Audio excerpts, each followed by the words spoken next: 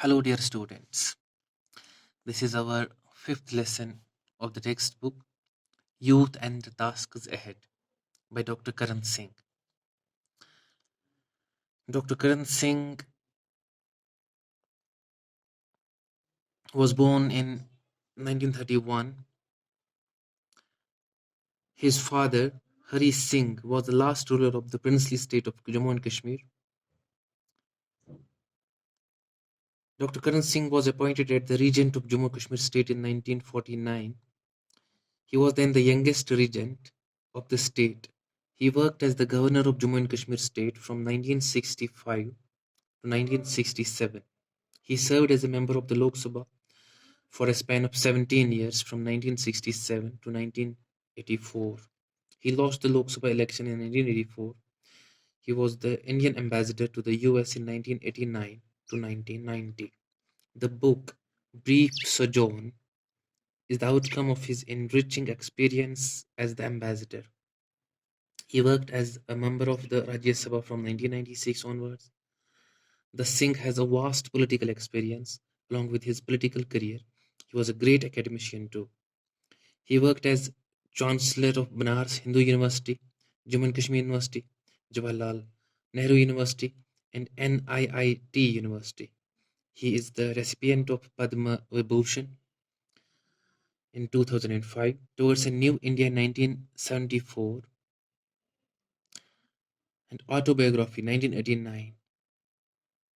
The Transition of a Global Society 1991 are some of his books. Now we shall be looking at the brief summary of the essay. Youth and the Tasks Ahead is a speech given by Dr. Karan Singh. Dr. Karan Singh tells the youth to become responsible citizens of India. He appeals the post-independence generation to realize their responsibilities towards the nation. Freedom should not be taken for granted. The youth should remain strengthened. The youth should serve the nation, accelerate the process of economic development, demolish poverty, and strengthen the basic fabric of democracy. They should make India a secular and democratic nation based on the principles of justice, liberty, equality, and fraternity. Dr. Karan Singh states that the immense strength of the youth should be properly canalized. The youth should safeguard the nation, which has two ideals of secularism and democracy. They should have a commitment to safeguarding the nation. Mere desire to serve the nation is not sufficient. It should be accompanied by the ability to do so effectively. In order to serve the society effectively, Dr. Karan Singh says there are four dimensions in which our youth must mobilize themselves. The first, he tells, is the dimension of physical fitness. Dr. Karan Singh says that the building a great democracy and defending it from predatory aggressors requires a young generation that is physically strong, with muscles of iron and nerves of steel. Dr. Karan Singh emphasizes that our youth must participate in physical fitness programs that are run by schools and colleges, like we have National Cadet Corps, NCC, the Physical Fitness Scheme, and other similar organizations play a valuable role in building up the strength of our youth. The second dimension he talks about is the dimension of intellectualism. He says that our youth should intellectually be far more powerful. He says that they must therefore take part in academic ability and in developing a nation like ours, where a large number of people are unable even to acquire primary education. And it's a duty of those people who have acquired education that they must repay their debts to the society.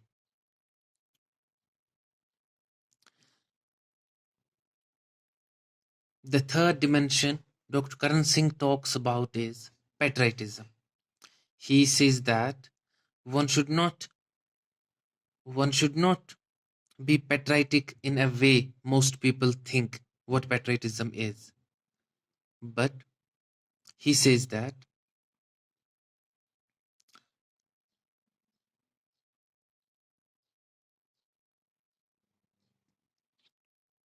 patriotism should be taken in a deeper meaning, in a level which transcends all pettiness and exclusivism and creates in our youth a deep urge for national unity and progress. He says that this only can eradicate corruption and nepotism from our land and galvanize our youth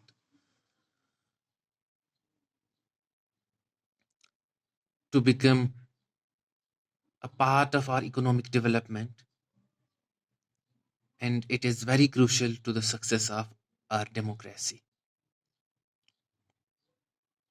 And then he talks about the fourth dimension, that is the spiritual dimension. He says that a connection between all religions, all regions, all castes, all creeds should be maintained. There should be no high and low in the society. All should be treated equal. And this implies the acceptance of the divinity inherent in every human in every human being, and of the noble goal of spiritual growth and realization, a concept that at once raises the dignity of the individual and cuts across all narrow barriers and distinctions.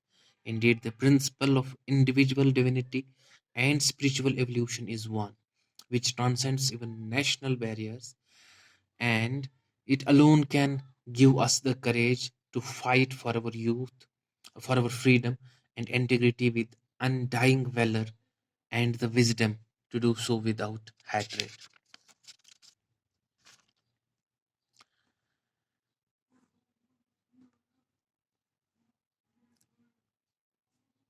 Dr. Karan Singh says that there should be no room in our country for cynicism or defeatism or boredom or depression. These should all be eradicated from the society.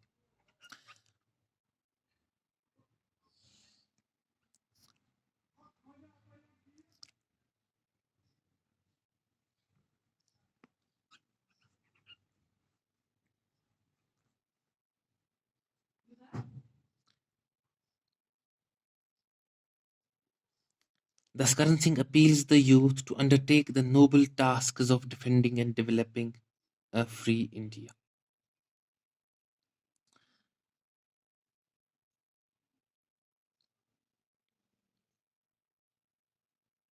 The author alludes that we should be intellectually superior to make progress in science and technology.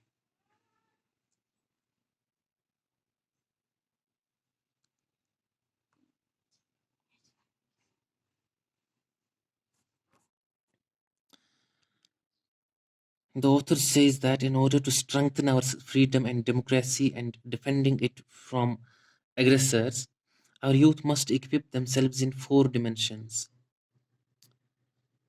that we have already discussed. Number one is physical, number two is intellectual, number three is patriotic, and number four spiritual. The youth constitutes an immense reservoir of strength which should be properly utilized to make a greater nation. We need ability, capacity, and commitment of our youth for the task of safeguarding this great nation founded on the ideals of secularism and democracy. We need to eradicate the evils like communalism, poverty, illiteracy, unemployment, and many more to strengthen our nation. Dr. Karan Singh says that there should be no intolerance towards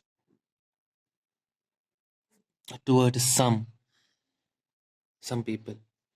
He says that all should live peacefully in a brotherhoodly manner. That's all we have for today's class. Thank you.